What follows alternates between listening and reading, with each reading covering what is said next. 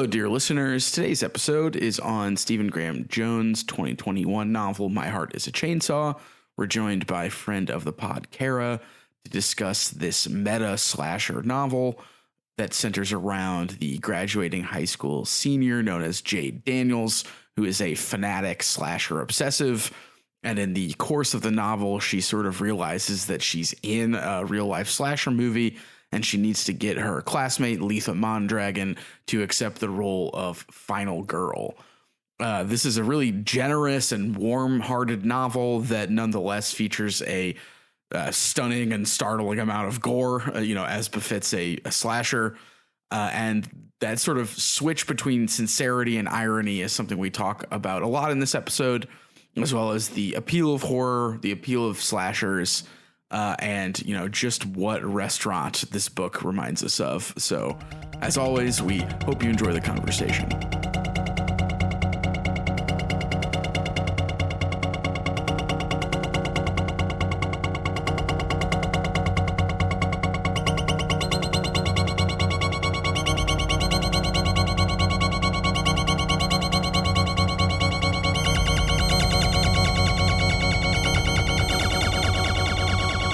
I was going to say, I feel like this is like a book that I like. The mystery kind of worked for me. I found myself by that last chapter really because there's the bit where she's in the boat with Leah and she's like, wait, was it her? Has she been the slasher the whole time? And there was part of me that was waiting for that to be the twist the whole book. Oh, for sure.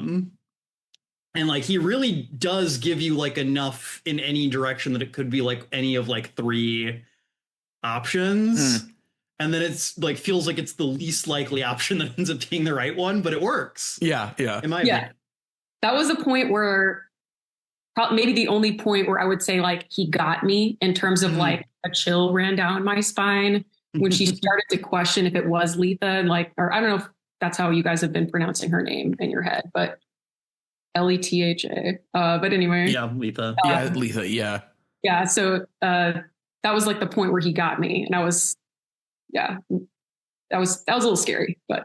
Well, and also this is going to relate to something I'm just going to say later, but I think that can only happen because we're in her head the whole time, which I feel also can be a little exhausting. But that's kind of my one note is the fact that we're in her head the whole time is so when she gets paranoid, we get paranoid. But that only I think results from being locked in there with her basically the whole book. She's seen footage. Yeah. She's anointed, and so are we. Yeah. to make an incredibly dated Death Grips reference. It's never not funny though. Isn't it bleak that Death Grips is dated now? Making a Death Grips reference is 10 years old. Wow. Did you also hear about how they were playing a show and Zoomers were throwing stuff at them and they just left? They're we're done. Remember that. Yeah, sad. Yeah. Anyway, yeah. Should we get to it? Death Grips is Unk. Yeah, Death Grips is Unk. Being online is Unk, I guess. So yeah, but tragically.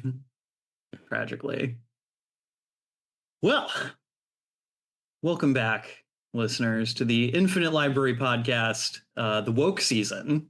I'm your host, John. I'm your host, Ben. And joining us today, we have a special guest. We have our friend of the pod and personal friend, Kara. Kara, how are you? Hi, I'm good. I'm excited to be here. This is my first podcast experience, but I'm surprised it took so long because I literally can't shut up. So well, we had to find the right book for you. And I think we hopefully did a good job. I think we nailed it. Yeah, well, glad to hear it. We are talking today. We're talking Stephen Graham Jones, you see, what's the year here? 2021, I believe. 2021 horror novel, My Heart is a Chainsaw, the first book in the Indian Lake trilogy. I know I mentioned Stephen Graham Jones in my best of 2025 list back in January. I read a couple books of his last year, and he's definitely an author who over the last couple of years, I've been delving more and more into his work, almost kind of by accident, just looking for something kind of spooky to read, and it's like, oh, he has like a new one and it's available from the library on ebook. I'll give that a try. Yeah. And every time I read it, like, I'm always pretty impressed. He seems like somebody who can really like walk that line between like pulpy genre fare, but he clearly is like an incredibly intelligent like literary writer on top of that. Yeah, Ben, I know this is your first experience with him. Kara, I know you also have a bit of experience with him. Would you mind telling us a little bit about what you've read of him and maybe some general thoughts? Yeah, so I read The Only Good Indians in December, and that was the first of his books that I've read. So I've heard good things about other ones from you, John, and I enjoyed it, but I didn't really have anything to compare it to. After reading My Heart is a Chainsaw, I feel like it made me realize how much I appreciated from The Only Good Indians, especially I thought it was like a little bit more suspenseful and it had more supernatural elements. And that's usually like what I like in my horror, but yeah, he seems like a super smart guy, and he doesn't think that his readers are dumb, which I like.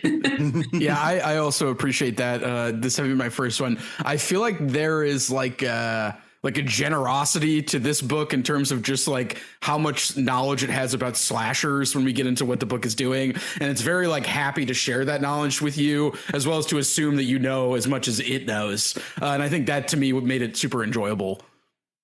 Yeah, I think that there's like, I guess we could say this is like a book that is leaning pretty hard into like meta territory. And that's definitely something that other books of his I read. I think I mentioned in that best of episode, I read his book, one of his earlier novels, Demon Theory, which is a lot like this in terms of it's dropping a lot of like trivia on the reader as you're going through it. But I think maybe because in this case, it's like coming from the mouth of a character who are kind of in the head of it, who I personally found to be an incredibly charming character. Our protagonist, Jade, the trivia never feels like annoying. It never feels like it's talking down to you. Yeah. Which I think is what you guys were saying in terms of like the generosity. Yeah. Well, I also wanted to ask Kara a quick question, because one of the reasons I wanted you to come on, Kara, was that you read a lot of horror and I don't. And before we started recording, you were saying like, I feel like you were talking about getting got, like when you read something and you actually get scared. So would you say that's like an appeal to horror? Or do you read horror for different reasons? Cause like, I think most of the horror I've read has been like apocalypse party stuff. And I think I remember us talking about it like way back when. And like, that definitely feels more like cerebral maybe, and more like body gore, which this book definitely gets into. But yeah, like just before we get started, like if you like, I know you read a lot of horror. Why do you think reading horror is like something people should do, or maybe people should do more of? I don't know if it's something people necessarily should do or do more of, but it kind of depends on like what you enjoy. And I think I'm maybe similar to Jade in that horror provides like an escape for me. So I think one thing that I really want to happen when I'm reading anything, but particularly when I'm reading horror, is I want to feel completely immersed in the book, and I want to not be thinking about anything else except what I'm reading. And when you're becoming terrified, it's easy to not think about anything else except like what's going on in the plot of the horror book. Right. Totally. So, yeah. And like, I think the more scared you are, the more of an immersive experience it becomes. It almost can become something more than just a book or just a movie.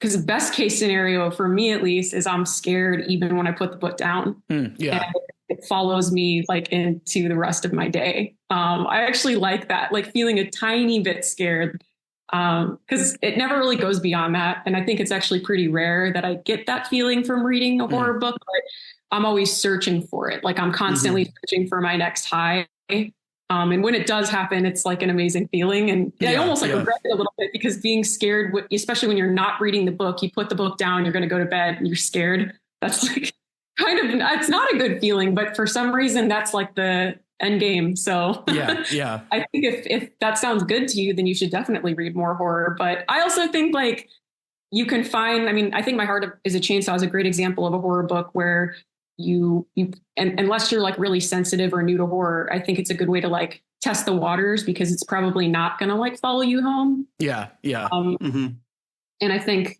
horror has a lot of things to teach us, especially about what our values are. And I think a lot of the subversions of norms and expectations that go on in horror that generate the horror tell us a lot about yeah, I guess like our assumptions or what's going on culturally. So it can teach us a lot of lessons in that respect. Yeah, definitely.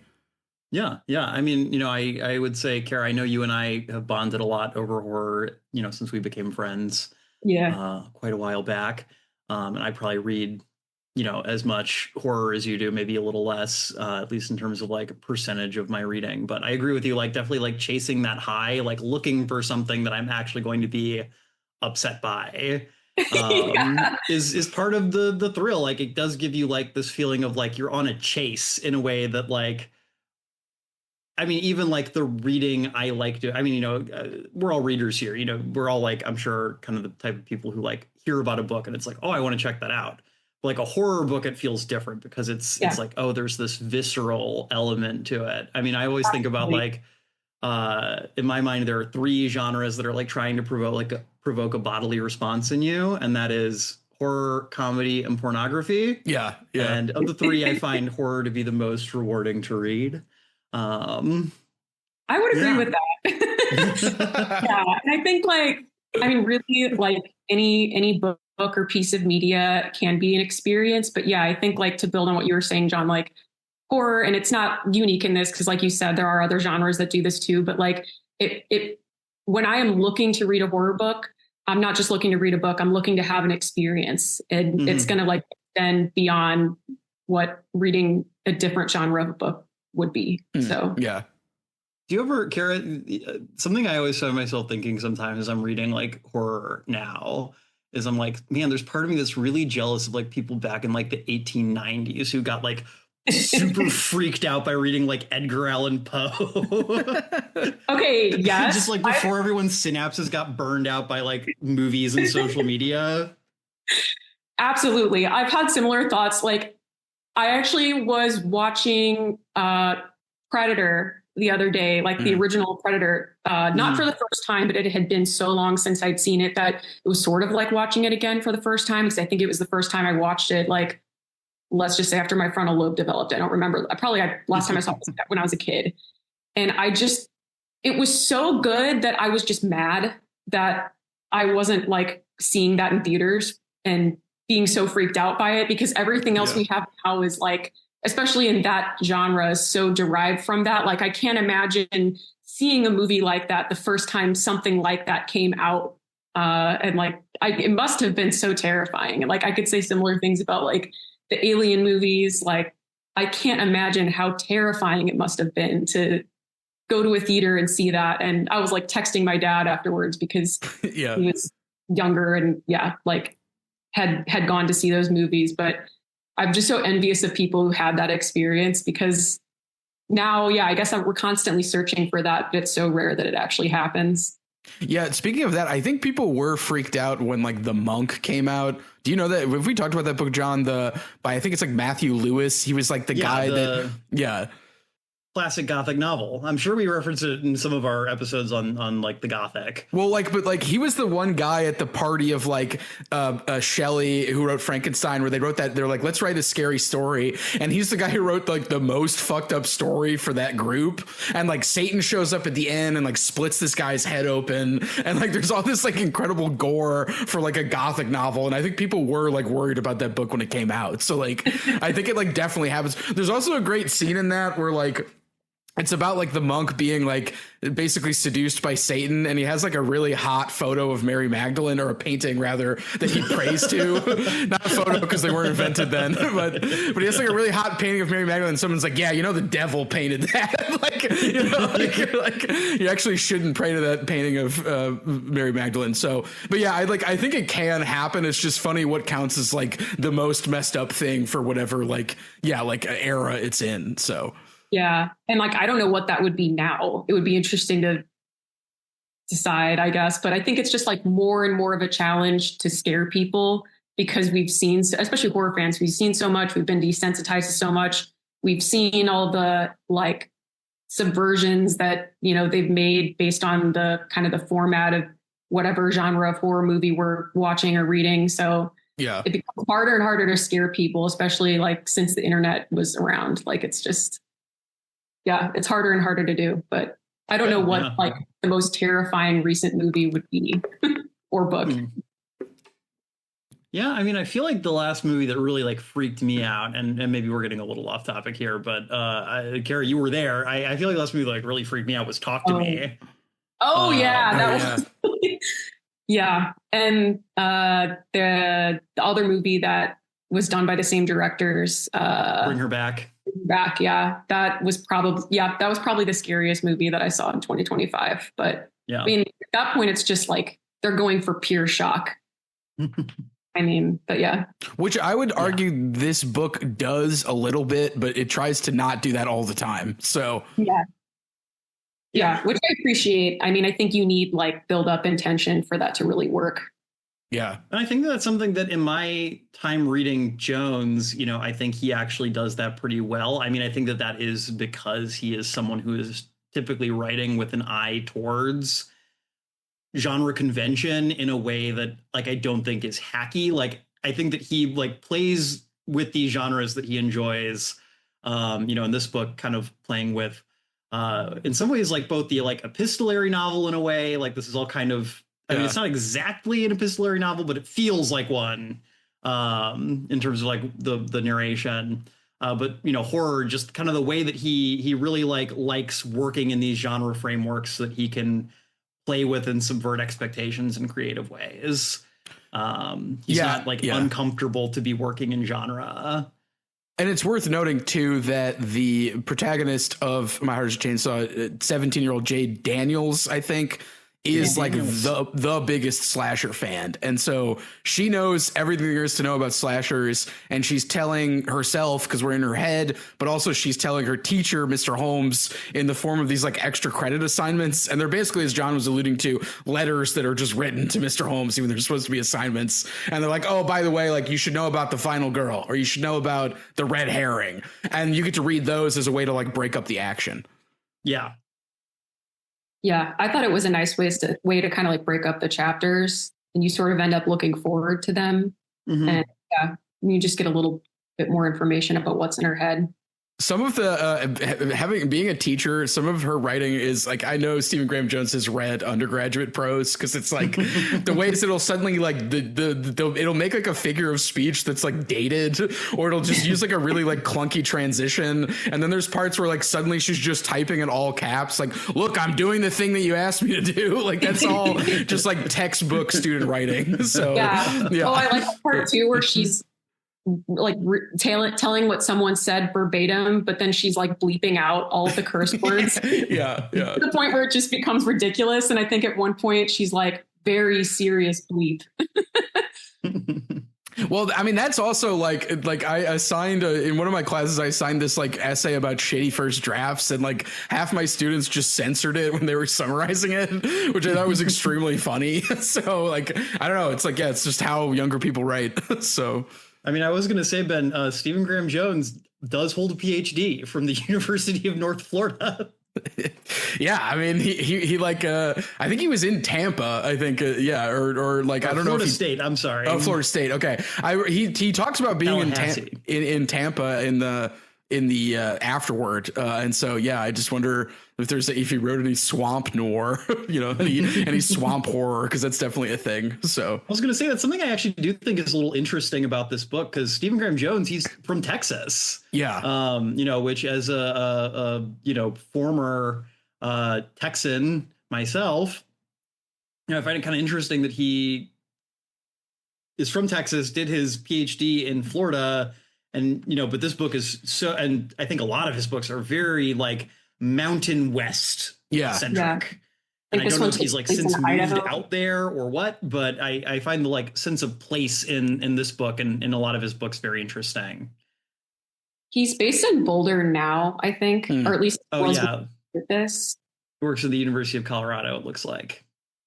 Oh, and we should also mention, since this is Woke 2 season, that he is native. He's from the Blackfeet tribe, I believe. The Blackfeet tribe of the Blackfeet Indian Reservation of Montana. And I think it's worth noting, he mentions this in the credits where he says, basically he thanks his editor. The credits are awesome. And he says, it would have been so easy for his editor, Joe Monti, to make me resculpt this novel such that Jade being Blackfeet would be instrumental instead of incidental. And I think that's really interesting because the book, like, obviously she's a native character. She is Blackfeet, but like it treats it very matter of factly. And I think it's interesting that he thanks his editor. Like, yeah, we could have made this the whole focus, and my editor was cool with just being like, it's just part of her character, and that's all we're gonna, give it. Like, we're gonna give attention to it when we need to, but it's not gonna be the sole focus. So, well, I think that's something really interesting about. I think almost like the fact that he's working in genre gives him a lot more flexibility to let those elements kind of be incidental. Yeah, because he doesn't need to pitch this as like a native novel. It can be a horror novel that features a native protagonist. Right. And I don't mean that to disparage people who like are forced to sell their books like more on more identitarian grounds. But I think that is something that to me seems pretty obvious that like that's a power that working in genre seems to give him. Yeah. Yeah. Because like, I mean, I feel like this book treats like is a lot more like the native issues are a little more in the background compared to like The Only Good Indians, which is, I think, Kara, you might agree with me on this, like much more like of a native novel. That could be categorized like as Native American horror. Yeah. Whereas this book has a Native American character, but I wouldn't really characterize it as a Native American horror. Yeah. But yeah, I think there's something interesting there about kind of what genre lets you do. As kind of like a writer writing for like the mass market. And like, I don't have a lot more thoughts there, but well, and just to add to that, like the fact that this is like part 1 of 3, like which we'll talk about later. I think getting to do kind of like that, I think is also kind of a genre thing, like having a franchise or installment. So yeah. I wonder like if this book was written with like the original intention of having it be a series, because it kind of ends in like a way where like it doesn't need a sequel. Yeah. Apart from the fact that it's a slasher. And so of course it does. Yeah. Right. The whole time I was reading it, I didn't even realize it was part of a sequel until I finished it and then wanted to learn a little more about it. But yeah, it can definitely stand on its own.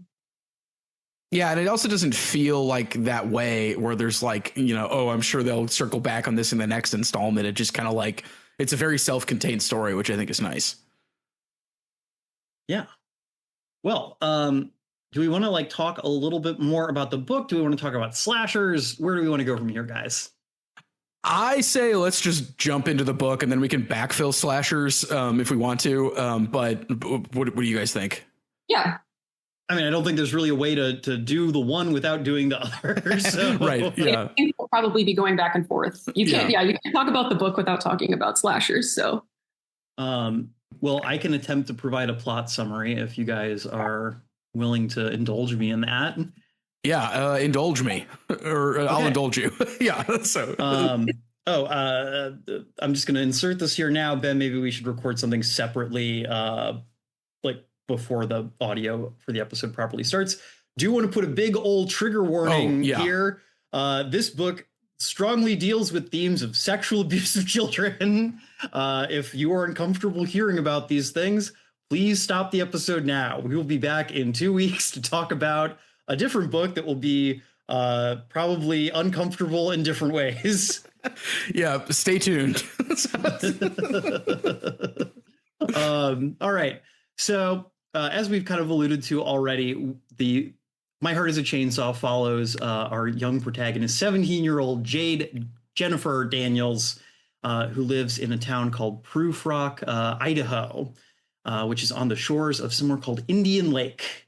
It's a typical kind of small mountain town, and Jade is pretty much the type of person that you would probably imagine you would be if you'd grown up in a place like this. She is surly. She is angry. She is obsessed with horror movies to a degree that can only be described as neurodivergent. And yeah, she's really just counting the days till she can blow this boring little popsicle stand and move to the big city of Boise. Yeah. But She is in for a bit of a adventure when she discovers that there is a series of murders playing out in her community that seem to be related to a new property development across the lake called Terra Novus, Latin New Earth or New World, and which seem to be, in her mind, mirroring all the classic tropes of a slasher. Jade takes it upon herself to investigate the goings on, convinced that she can nudge the, as she puts it, cycle towards its proper conclusion, largely by preparing and perhaps training the person she is convinced is the final girl, Letha Mondragon, a new girl from the new property development, to fulfill her proper role in the story. As the bodies continue to pile up, Jade continues to look more and more hinged to the townspeople, including many people who do care about this strange girl.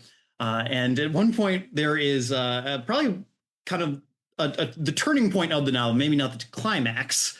The sheriff, her favorite history teacher, and Letha confront Jade, and it's revealed that Jade's obsession with slasher movies is not entirely neurodivergent.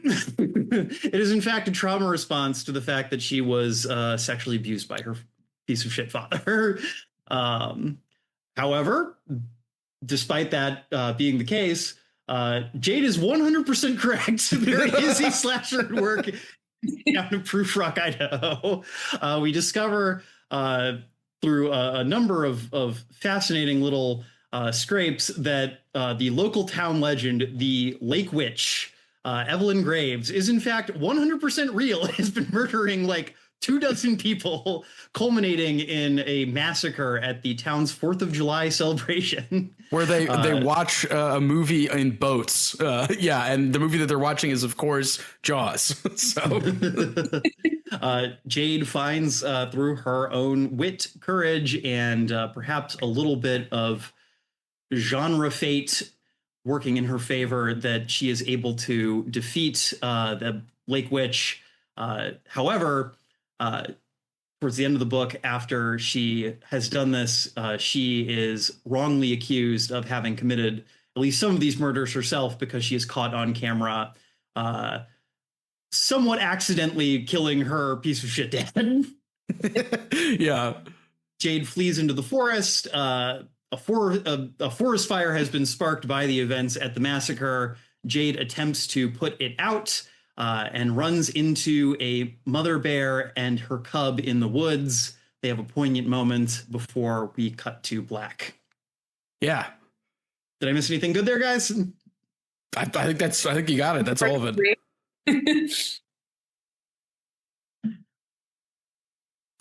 Yeah, so I think that turning point, I'm glad that you identified that, because I feel like there are hints as to why Jade is so into slashers, but like that moment is when the reader knows like why. But also, since the novel is so close on Jade's perspective, we're with her, trying to communicate with everyone about what's about to happen, and the authorities as well as Letha are trying to make sure that she gets the help she needs, because they are fully aware that this is a response to being abused and that they need to protect her from her father. And you watch those two like collide in that scene. And I feel like that's a great like way to see what the book is doing as a whole in that point, and then like where it ends up later. Yeah. And I think it was cool that it left off at a point where we don't really know if like how things are going to play out in terms of real world consequences for what happened at the massacre, because obviously people might be thinking Jade's guilty of a crime, but also she's like at this point where she has an opportunity to be like saving the town potentially.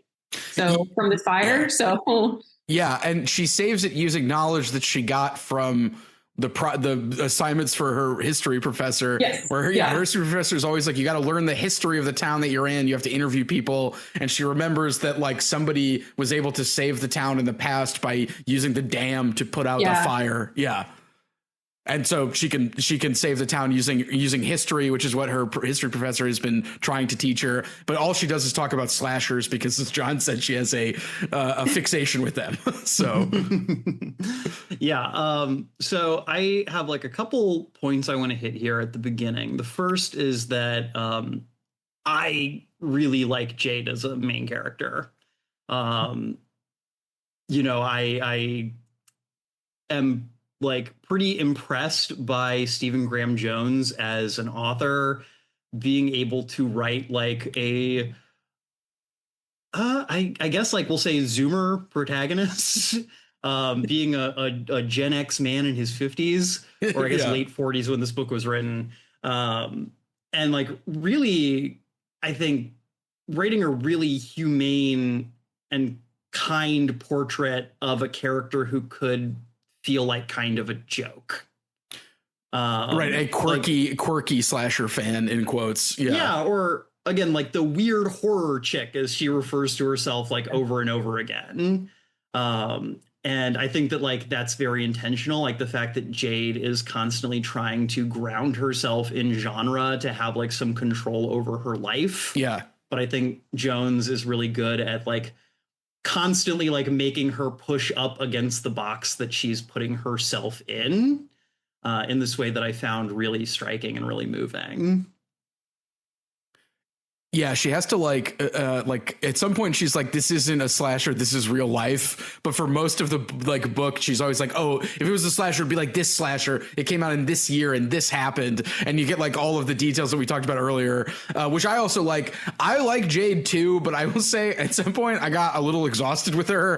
And maybe again, that's just me showing my ass here, but we're really with her like the whole time. And I almost wish we could have gotten like another character. And like the first chapter is from like, we could say like the view of the first kill in the slasher, and so Jade isn't there. But like I almost wanted a break, even though again I think to John's point, I think it's incredibly humane, the portrait, and she is very funny. I also like that she'll like react to the plot. Like plot stuff will start happening and she'll say like out loud to no one like come on or like what's going on, which I thought was like really funny. So again, like I like her, but I'm also like I almost wanted a break, but again that's just me. So I think she probably would have also wanted a break from being in her own head. I felt at times too, Ben, but I think that like it's maybe even a little bit intentional. Like you can tell how exhausted she is being in her own head sometimes, and feeling things she's feeling like an outcast. But yeah, I mean, overall, I felt like it was, a little bit tiring at times, but I had a lot of sympathy for her character and she gave me cute aggression. But yeah, I thought overall it was a really sweet portrayal. There's a great moment to me that stuck with her where she's like trying to pull this machete out of a tree, and she pulls it so hard that both her feet come off the ground. And the sentence reads like almost becoming the cartoon that she was afraid of becoming, which I think is like perfect for just kind of what Stephen Graham Jones is like trying to go for in terms of like, it's like kind of an outside portrayal as the quirky horror girl, but there's like a lot of like human, like real human emotions behind her. So. Well, Ben, I found myself thinking a little bit back to our conversation about, play it as it lays. And sort of this way that like literature, art more broadly, kind of pushes people to try to like fit their lives into like these genre boxes to kind of make sense of the world. I don't have like a deeper point there. I just found myself thinking about that. But I also wanted to say, not to get to the end here, but I mentioned before we started recording, I've started the second book in the series since I finished the first one. And I will say, just to both you guys' points, that book does change up the narration. Okay. Yeah. There have been like at least like 5 narrators in like the section I've gotten through so far. So I think Stephen Graham Jones felt the same. But I also think there's something there in terms of like Jade, like this is like a coming of age novel. Yeah, in a way. Definitely. Like this is Jade I was going like to say, learning. in the later books, she's grown up, right? So it's going to be a different perspective. Like she's going to be matured in some ways. So you're getting the perspective of like an angsty teen who's been through trauma. So, I mean, it's going to be like a different voice than when she's in her 20s and 30s. Well, and there's a great like physical like material aspect of that, what you just said, where she has the horror comedy earrings and they have like a smiling mask and a horror mask. And like in the end, when she's grown up, like the narration says like she thought like all of human experience could be in these two earrings, and then she like throws them in the lake because like she's almost completely grown up at that point. And like slashers are always alternating between horror and comedy, or like tragedy and comedy, or like maybe like familial safety or something. And then she like throws them in the lake, like, all right, the world is more than just that. It's not just one thing or the other. So even though I was right, I was 100% right about the world being a slasher movie. Yeah, there's a version of this where she just becomes even more fully into slashers as a result of being vindicated. Yeah, so. But also, I think that would be maybe like a smaller book, because I feel like, as you said, John, this is a very generous, like warm-hearted book, and I feel like if she just was like further entrenched in the genre, that's like the bad ending. Like that's like I don't know, like maybe like a more postmodern 90s type thing. But well, that's her going insane. That's not becoming the final girl. That's becoming a Lovecraft protagonist. Yeah. Right. Yeah. I was talking with Ben before we started recording, and I mentioned that like Jade's encyclopedic knowledge of slashers made me realize how slasher illiterate I actually am for someone who considers himself a horror fan.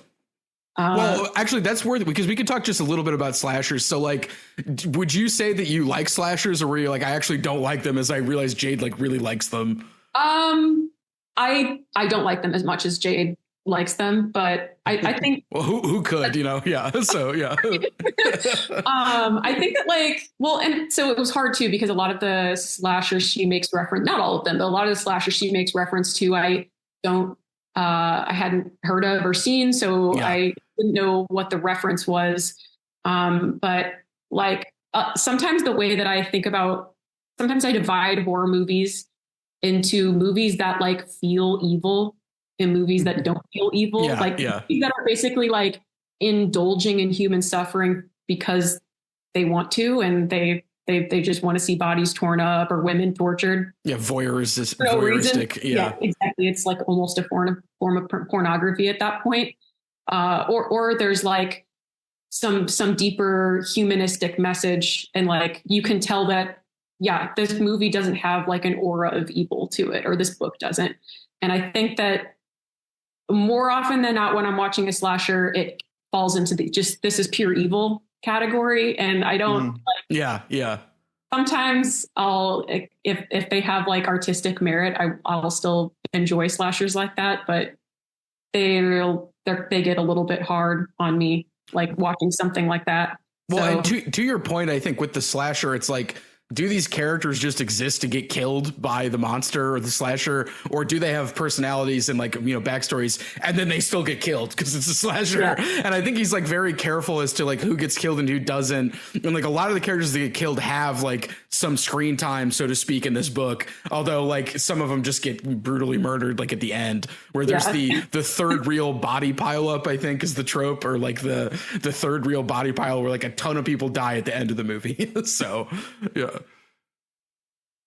So I'm gonna make a bit of a case for the slasher here, and I think it's I'll say I'm probably like a bigger slasher fan than Kara is in terms of like where my horror interests like tend to go, and I think that that's part of why this book like resonated pretty well for me, and that is that I think like the slasher is truly like kind of a unique product of like American folklore almost. It's this thing where, this book is really built on this idea that like the slasher is a thing, like ontologically, it's a thing. Yeah. It has these rules, as like these characteristics, we can all probably name off some of them. Again, the killer can never truly die at the end of the movie, the prank, the blood sacrifice, the final girl, da-da-da-da-da. None of these things were like invented by a singular person or were invented on purpose. The slasher, you depending on where you want to kind of chart its beginning, is either with like Black Christmas or with John Carpenter's Halloween. And, those were just kind of standalone movies for a long time. And then you have Friday the 13th come out and really kind of start this boom of like lower budget slashers in the late 70s and 80s. Which do feel also evil, to Kara's point. I feel like the low budget ones feel evil. So anyway, yeah. But what I was going to say was that, these, like the characteristics of the slasher as like this mythological figure who has like this archetypical like Jungian story that has to play out in this particular way, is not like the product of like a single guy being like, oh, and then this happens and this happens and this happens. It's like this weird confluence of like 70s and 80s, like American suburban crime paranoia, like Reaganistic politics of like pure good versus pure evil. Like, again, just kind of like a marketing fad of like, oh, we can make horror movies really cheaply. We can just knock off Friday the 13th, pick a different holiday, and we can make, a tidy profit off this, like, tits and gore film, for the kids. And all these things kind of just line up just right. And then, I know we talked a little bit about Scream before recording. Scream is really the point where like this all gets sort of like, or not really exactly where it gets codified, but where like that codification like enters public consciousness as like, oh, like this is like a mythology. This is like a part of like the collective unconscious in this way. Yeah, it becomes aware of itself at that point. Yeah, it becomes aware of itself. And I think I can't think of something else like a monster in that way, like that has rules that feel as distinct as like a werewolf, is weak to silver and changes under the full moon, that like has developed under modernity in the way that the slasher has. Yeah. Yeah. I also think that there's, oh, go ahead.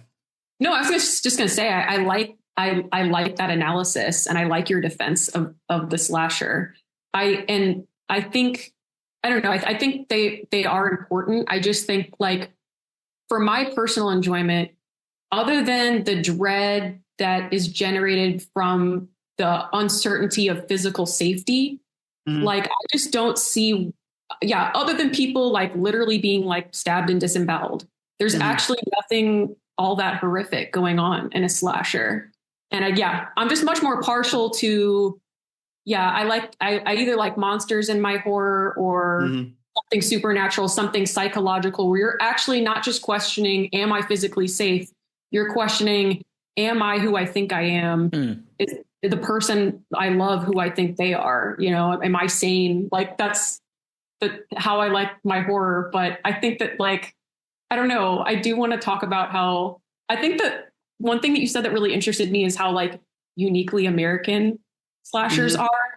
And they do feel uniquely American, and a lot of slashers feel, have that uniquely like pure evil feel. Definitely not all of them, especially the ones that can oscillate from humor to horror, or that they're maybe more of an allegory for something. Or a lot of slashers are about, so a lot of them kind of position themselves as if they're about female empowerment, but they're really not at all. But I do think some of them are about female empowerment, especially with the trope of the final girl. Yeah. Think about like the Alien franchise. Like I love like Ripley is like this form of like a final girl, although like whether or not you categorize Alien as a slasher, I'm not sure, but I guess it kind of could be one. Yeah. And like Jade does, as well as Jaws, and she has her like defense of that. But like, like I like that we're talking about how like, there's like this, folklore, mythology, these rules that everybody knows about. And then you can like use those as you want. And so like a lot of the Jade essay chapters are like, here's the rules that I know and here's how I use them. But like, you see movies do that. Like we were talking about, what is it? The slow cinema slasher that I made a joke about. A Violent Nature. Violent Nature, where it's like, here's what you expect, but we're gonna do the presentation a little bit differently. But like, to the American point John made, it's like, is it like an American genre like the Western or something, where it's just like based on this confluence of American history, like this is this collective understanding that we all know about and that we see in media and then like people play with. I mean, I would think Westerns are like that, although I think Westerns are a little bit different. Yeah, well, I think in terms of like this first Westerns, like I think that the slasher for me, it's not just that it's a genre, it's that it's a figure. Oh yeah. It's like, you put like a big guy in like a mask and he has a machete or like an axe, you're like, that's a slasher. Yeah. Like the same way you see a guy with like pointy teeth and a cape and you're like, that's a vampire. Yeah. It's a monster, not just like a genre. But I think too, this is where kind of the native elements of this book get really interesting to me. Is again the idea of the slasher as this figure of like particularly American violence. Yeah. I found myself thinking about like, what does a white person look like to like a native person at the time of like dispossession? Yeah. It's this person who these people who show up where you live and they just start murdering people for as far as you can tell, like no rhyme or reason. Like you can't communicate effectively with them. Even if you can, like they don't stop. This idea of like, America as a killer, our great president said, we have some killers too. And one of them is Jason Voorhees. Another one of them is Freddy Krueger. Another one of them is Michael Myers, and et cetera, et cetera. Yeah.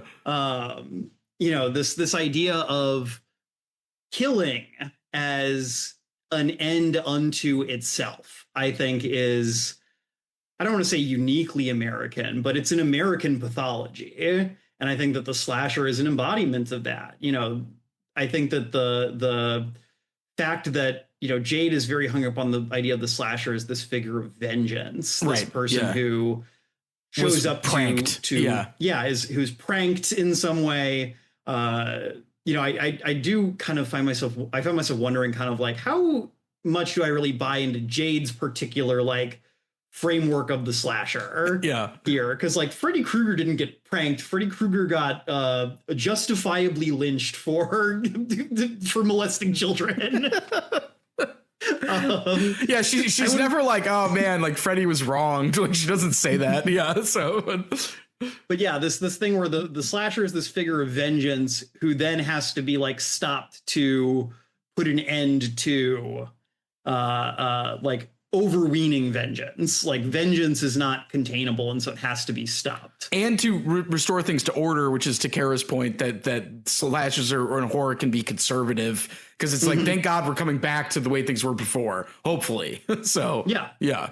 But even then, like, I think that there can be a way in which like that's almost like a good form of conservatism, and that like it's sort of this idea of like the violence has to stop eventually. Right. And I think there's something interesting here in this book in terms of, again, it's a book with like a lot of native characters, native themes. It's also a book that like is, I think, pretty positive about like the impact that like a community can have kind of post colonization. It's like Proof Rock is not an inherently evil place full of inherently evil people. Like the white people in the town are not evil to Jade. Yeah.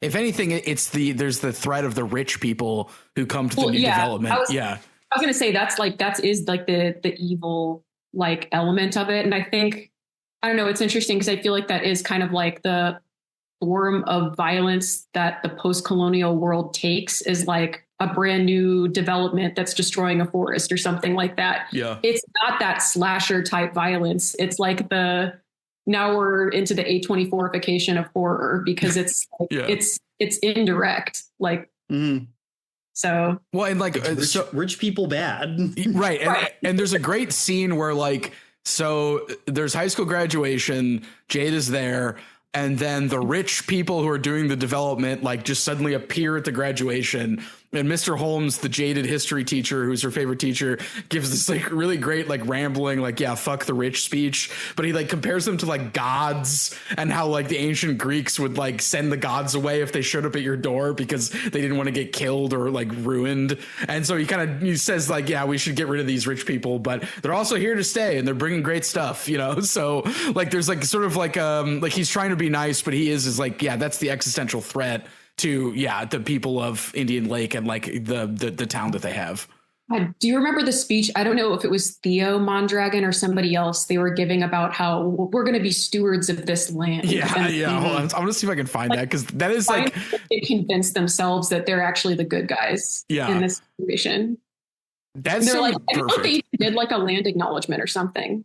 Like before they did a literal land acknowledgement. Like that's what I'm saying. Like that's like how, and I think that's why horror has gotten so non-slashery, because it's like, how do you explore horror, and like when the horror is like, how can people not be aware of themselves in that way? Like it's like so far past the point of like Get Out, I guess. Like I don't know, I guess like we thought that was bad, but I guess, I don't know, white people can be even less self-aware than that. Well, yeah. Also, do you remember, I would have voted for Obama a third time. That was like, right. It's giving that. Yeah.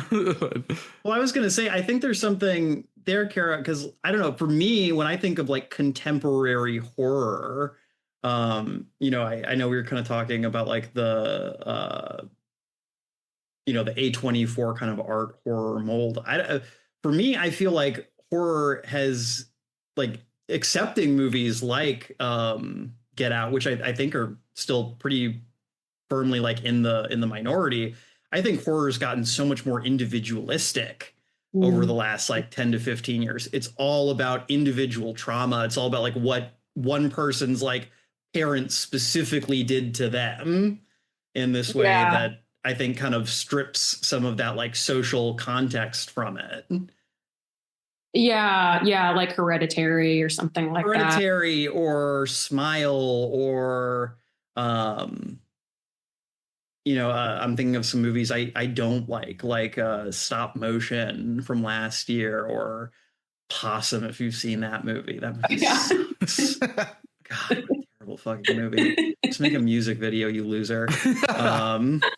I did read an interesting review of Scream that was like, I blame Scream for sanitizing horror. And they had said that like Scream is kind of, we watch, like Kara and I watched it, and John has seen it, of course, but like it is bloody, but there's a kind of sanitization of it. And they were like, yeah, I feel like in the early aughts, like early tens, they like made horror really squeaky clean as a result of Scream. And like, that was just one person's review, but I was thinking about that in terms of like we were saying, like making horror like a certain kind of social horror, as opposed to something where it's like you see some fucked up shit or something, like you get upset like existentially. So, and I wonder if the pendulum is going to swing back to just like seeing some really fucked up shit, because I feel like the like A24 psychological family horror stuff is getting really played out at this point, and now we're starting to see takes of Frankenstein and Dracula, and people are craving like monster horror again. So I don't know if we're going to get more slasher. I think what happened with the slashers too is in the early 2000s, I feel like they really got played out to their extreme. Like, for instance, like the body horror, that like the intersection between slashers and body horror, I guess, or like the Saw franchise is like a good example. Or Cronenberg becoming like just a catchphrase. And like, I mean, I think Jade actually mentions like Jigsaw. Yeah. No, her and Letha watch Saw, or like Letha watches Saw and like Jade tells her to, or something like that. There's like a whole like bit about Saw. Oh, she's like, you've seen Saw in the Saw franchise. Yeah. She's I remember feeling impressed too. I mean, like, yeah, I guess like, yeah, like I guess I'm kind of for being a horror fan, I am kind of squeamish when it comes to like body horror. I don't know what torture. Core, I think you can say torture porn, even if like it's an imperfect term. Like I think at this point it isn't in terms of like necessarily carries the critique that it once did. I think it's just kind of like that's just the term you use. I think like I used to have more of a stomach for it when I was a teenager, and I recently tried watching Saw 10 like out of nowhere. Like after I watched the Super Bowl halftime show, it was like, let's turn on Saw 10. Let's. I need to cleanse from how nice that was. Yeah, exactly. A little palate cleanse. So let's see what this really has to offer. And I got about halfway through it, and I actually felt physically sick. Like I felt nauseous. I couldn't keep watching it. So I can't. See, that's interesting to me. not to keep talking about movies instead of the book we're talking about, but I think Saw is actually I think Saw was kind of a weird attempt to like re-socialize horror. Yeah. Like Saw is a movie all about systems and how systems fuck people up more than it is actually about like Jigsaw as like a character. And like I would say like an abstract notion of like justice, like the idea of like getting what you deserve for something in terms of punishment. Yeah. And so I think that like Saw was kind of this attempt to like re-socialize the slasher compared to, I think, you know, what you're saying, Ben, about like Scream sanitizing. I think that, again, there's kind of this way that the slasher post Scream becomes just in this way, like I said, I enjoyed, but I can see I was also detrimental to like making slasher movies. The slasher just becomes another like costume monster. Yeah. Where you know exactly what's going to happen because you know what the rules are.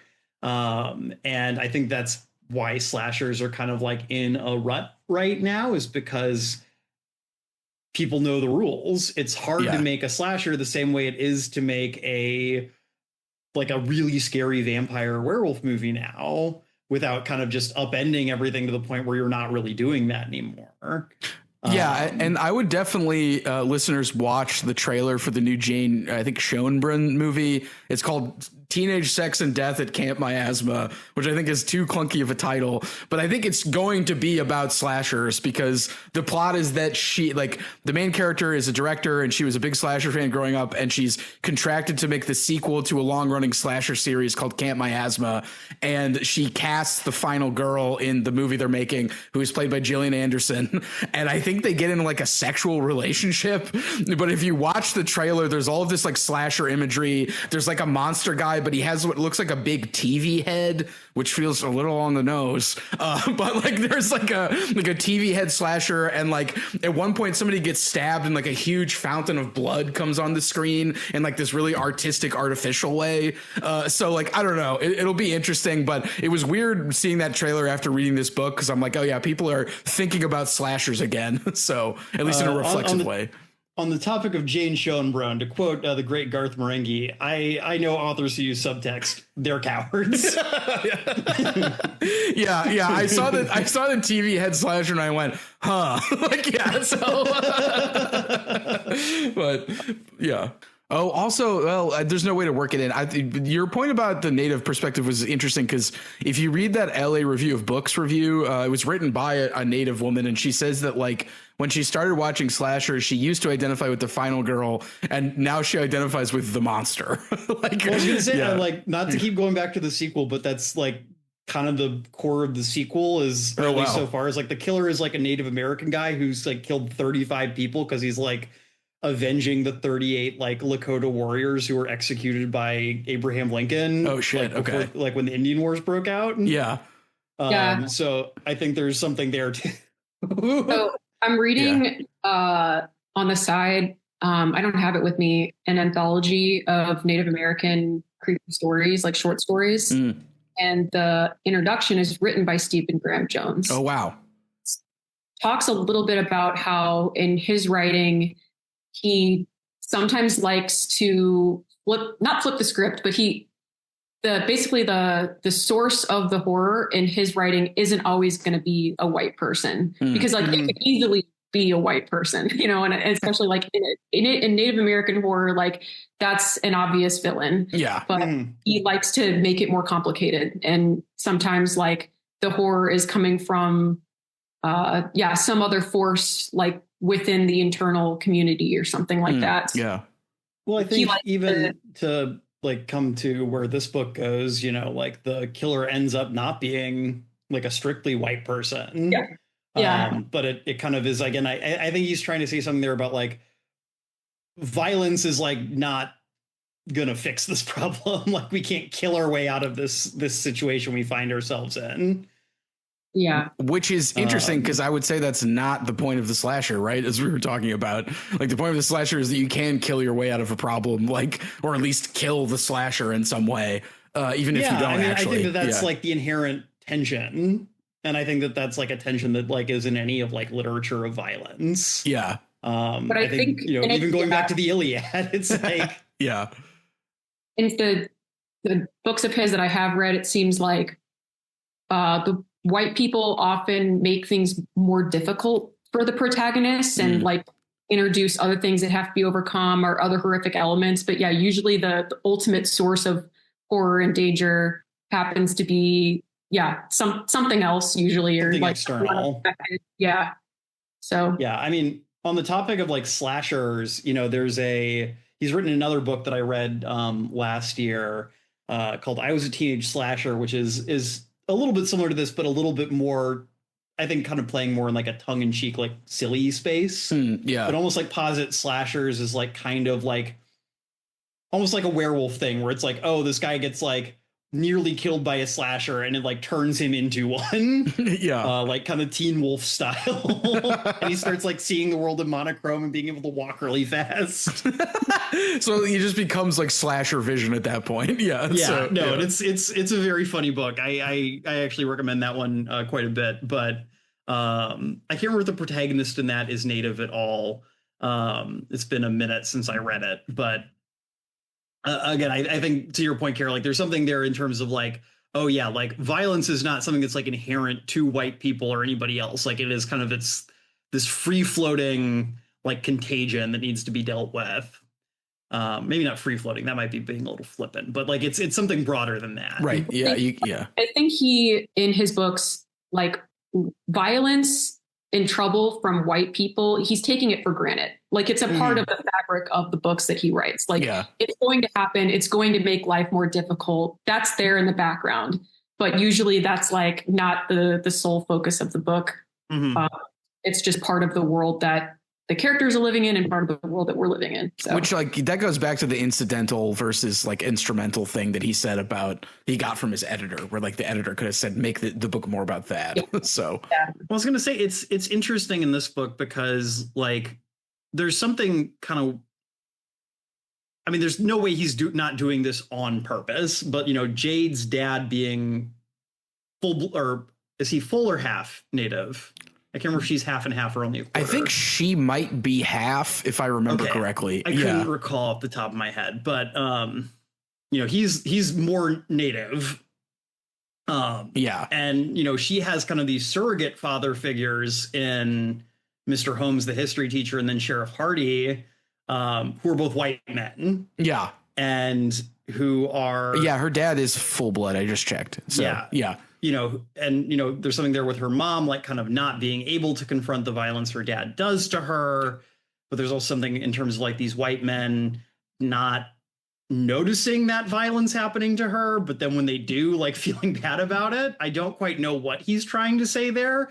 But I think there's something interesting going on there that I don't know if I'm quite like, if I'm personally like equipped to like pick out right now. Or like so you're saying the fact that they both are like, why didn't I do something sooner? And they just didn't realize what was happening. Which like I don't think the book is necessarily faulting them for, because like I mean, even like when Letha like brings this to their attention, it does feel like kind of a leap of logic. Like it makes sense because we've been in Jade's head and we know she's like repressing something really deeply. Sorry, go ahead. I was going to say, like, I wouldn't fault like a teacher for not picking up on that from the essays she's writing. So that's a good point, because one, and this is one way to talk about the final girl.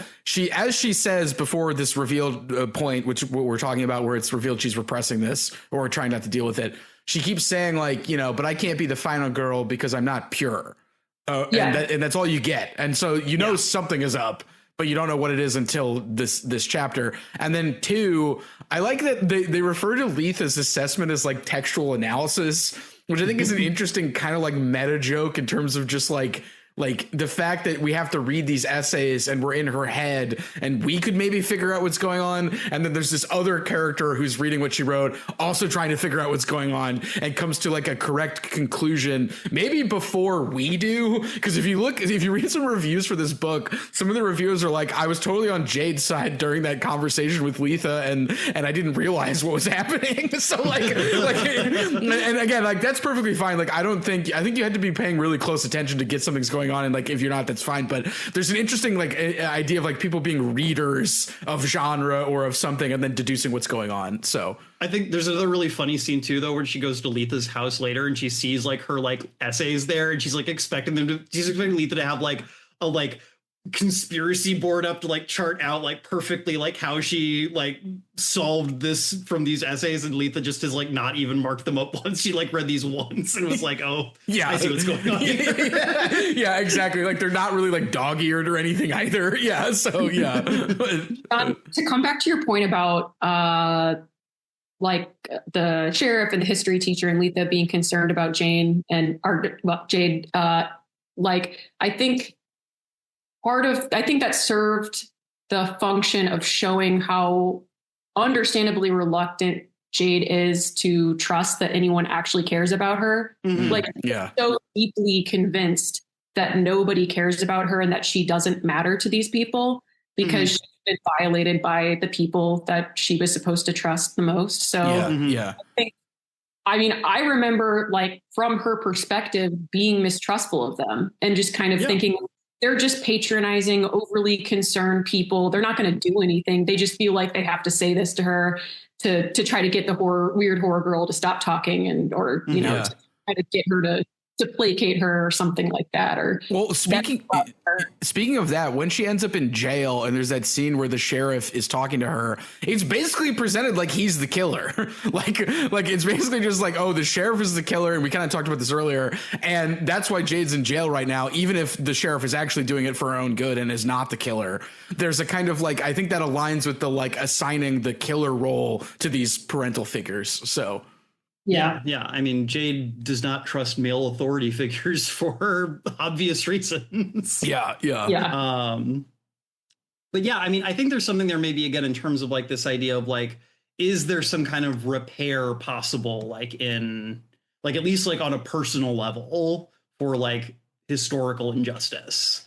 Maybe I'm reading too much into it, but I feel like there has to be something deeper going on there than just these are nice guys. No, I mean, I think there definitely is, like both on like a broader historical level, but on like a personal level, like for the characters, and just like, I think that's what makes it such like a moving and deeply humanistic book. And that's like what struck me about the book in general is that like, I liked the horror elements of it, but really, I mean, like this was just like a very moving, like coming of age tale about a girl who is learning how to trust and learning that she does matter to people. So that I do want to talk about the final girl a little bit, because I think that's really key here to what you're talking about, Kara. And I think you even mentioned the way in which like some slashers are we can say feminist for some that are maybe not.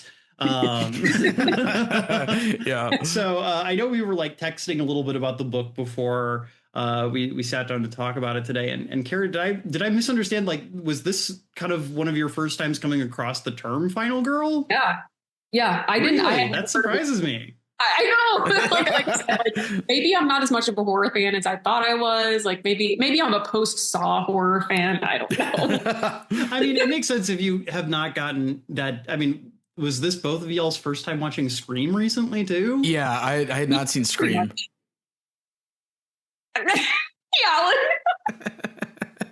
What? Again, for the listener, John is just shaking his hands in front of their face. Yeah. Okay, So. to be fair, I think I've probably seen Scream when I was a teenager, but this is you weren't like paying attention that closely. Yeah, I didn't. Yeah, this is my first time watching it as an adult. Okay. Well, Kara, we're gonna have to do like a slasher night sometime soon, because I gotta get you educated. But anyway, so I do want to talk a bit about. I'm guessing some of our listeners will be familiar with the concept of the final girl, because it has been a concept like that has been genuinely like driven into the ground at this point. I think I can name multiple movies that are called like The Final Girl or The Final Girls, or that are like very directly playing with that theme, going back all the way to like the at least the mid 2000s, and that is a term that was initially coined by media studies scholar Carol J. Clover in her seminal work, Men, Women, and Chainsaws, which Stephen Graham Jones grabbed a quote for the it was the back piece of this book, the front piece, the epigraph. Piece. Yeah, epigraph. There we go. Couldn't think of that word. Ben, would you mind reading that off for us again? Oh yeah, because it's so good. The slasher film lies by and large beyond the purview of the respectable. Yeah. So Carol J. Clover. I've read Men, Women, and Chainsaws. I understand neither of you guys have. Yeah. It's a very interesting book, kind of analyzing the slasher film through kind of a feminist media studies lens. Came out relatively early, a lot of movies have come out since Men, Women, and Chainsaws came out. I'll put it that way. When did that come out? Men, Women, and Chainsaws is 1992. Oh wow! So yeah, basically like maybe even before Scream. Now, yeah, because Scream was 96. So yeah. So before Scream, so it was playing with a lot less in terms of kind of what it had to analyze, but it is the first place we see the idea of the final girl pop up. And the final girl is like, it's the girl at the end of Texas Chainsaw Massacre. It's Ripley in Alien. It's the girl who, basically always a girl. I do kind of quibble with some of the people who are like, she's always a virgin, because I don't know if that necessarily, like, you think Ripley's a virgin? Come on. But in terms of like, I guess in terms of like, Ripley is definitely fucked. Who is not concerned with sex in a way that like they're distracted by like lust or immorality in that way. You know, it's Laurie Strode. And they, kind of are usually like our POV character. Kind of we follow them as people die, and at the very end, they kind of have their all is lost moment, but then they rise from the ashes, typically per Clover, claim the killer's like phallic weapon from them, and kill the monster. Yeah. So Jade is very fixated on this idea of the final girl. Like I said, I'd say almost like the majority of the plot for the midpoint of the book is her trying to figure out how to communicate to Letha Mondragon that Jade thinks she's the final girl, and like what she thinks Letha needs to do to like fill this heroic role. Yeah. And there's something that, there's something there in terms of, again, this fact that Jade is so hung up on the power that this character has. And she's very, very adamant that like the final girl is a virgin. Right. The final girl is pure. The final girl is all these things that Jade thinks she is incapable of being. And so she cannot fill that role. She at best can be like slasher Gandalf, I guess. Or she also talks about being the best friend of the final girl, I think, as well. Mm-hmm. Yeah. She can be this. Her obsession with the final girl like breaks my heart, actually, because like it's basically just her convincing herself that she's not good, which you hear over and over again, and her negative talk to herself throughout the book until like maybe the very end, she realizes like, maybe I am good. Maybe people care about me. Maybe I'm the final girl. Maybe I can be a final girl. But I guess final girls used to be, they had to be virgins because that was the only way that us as a society could conceive of a woman being like pure, morally good or something. Like, I guess, Ripley's final girl because like Ripley is a person we want to root for. Like, so. See, Kara, this is kind of where I come down on finding this stuff really interesting, because it's like, again, no one like came up with this as like a like concrete idea when they were writing these movies. Right. What it was that these movies were sold as like, you get to see some boobs right before people die. And so the characters who never get their tits out are the ones who live. Yeah, and don't you want to see that? And like there's something unconscious going on there that I think is very much in line with what you're saying about like, yes, this is the only way we can conceive of like a woman being good. But it's not like something conscious, it's something repressed. Yeah. And I think that yeah. Well, and that's what horror explores the best, right? Is like all of our repressed like desires and beliefs. So that makes also sense. I think to the final girl thing as well, the point that the final girl becomes the killer, and I think that's one of the more interesting readings of Alien, is that Ripley is just as much a survivor as the alien is. If we just remove the sex stuff, because the sex stuff is all in the alien because of a wonderful Danish man named H.R. Geiger. So it's all in the alien. But H.R. Geiger is wonderful machines. Yeah, exactly. But like, yeah, it's the sort of unconsciousness, and it just took somebody to point out, like, look at all this stuff that's been repressed, that's on the outside, or like that's apparent in these movies. So Yeah.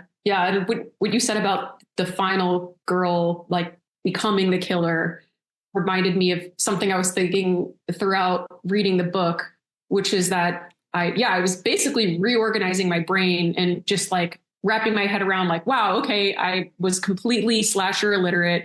I need to understand all these roles and like, yeah, so I was thinking about like, okay, Jade as like the horror fan, or like the spectator, the viewer of the horror. That is basically like another role in a slasher, is like the voyeur, right? yeah. Mm-hmm. And so like, yeah, I guess like in some ways it does make like, I think one reason why Jade feels ostracized, but also like questions her own morality, is like her enjoyment of these slasher movies, like makes her feel like some kind of a freak. But yeah, like it makes you, it's like, yeah, when I'm watching Saw, it's hard not to feel like, I don't know. It's like someone who would take pleasure in watching that is like a little bit alien to me. Well, there's a great bit in one of the Stephen King on writing books where he talks about the appeal of horror, and it's like the idea that like, and John's going to love this, everyone has like crocodiles underneath their brain. And sometimes you have to take some raw meat and feed the crocodiles so that you can be a normal functioning person. And that's what Stephen King thinks horror is doing, is like feeding the id basically in a way that the ego and the superego can do what you're supposed to be doing, or the superego can tell you what you should be doing and the ego can mediate. But like the idea that, yeah, you're throwing raw meat to the crocodiles, to me, that makes kind of sense in terms of somebody who's just enjoying Saw and then like is not actually a serial killer or something. So to be clear, I don't think you're a weirdo if you enjoy Saw movies. If anything, I'm jealous of you. You have more stamina than I do. No, I mean, but I get what you're saying. I mean, Kara, I'm guessing you have your own films where, like, again, why did we like watching Talk to Me? Like, that's a movie where we watch literally like a 10-year-old like bash his head into a like hardwood like table until his like eye is nearly popping out of his face. Like that's not a nice thing to watch. No, we liked watching that, and we're actively seeking out new experiences that involve that.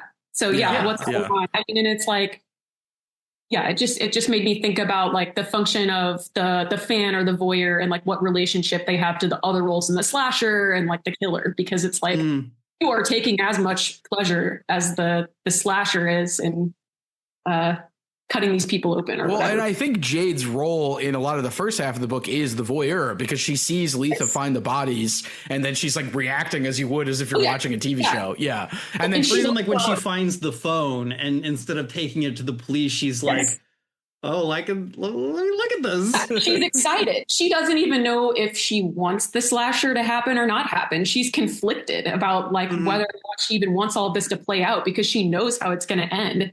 She kind of she doesn't, she like part of, like throughout the book, she's sort of narrating to herself like, I really wouldn't give a shit if this whole town burned down. I don't care. I need to get out of here. Yeah. But again, like, in true coming of age fashion, like she like finds her heart at the end and believes in herself as like a hero and a good person, and realizes as much as she hates the town, she doesn't want to see the town and everyone in it burn down.